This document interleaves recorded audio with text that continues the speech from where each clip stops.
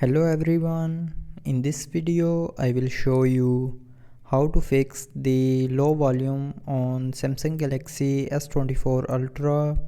So before starting the video, don't forget to subscribe the channel and also press the bell icon. So first of all, open settings. Now in settings, scroll down and click on sounds and vibration. Now here tap on system sound and then go back and tap on volume, and from here you can increase the sound. So after increasing the sound from here, if you are still facing the low volume issue, then the second solution is try restarting your phone. So to restart, swipe down and click on this power icon and then tap on restart. Now again tap on this restart icon to confirm.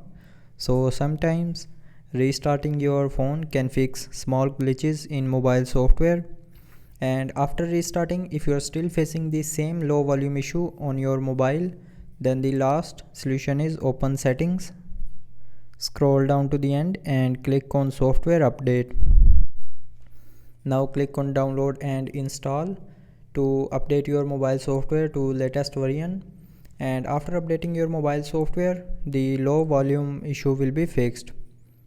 So that's how you can fix the low volume issue on Samsung Galaxy S24 Ultra. So I hope you liked the video. Thanks for watching.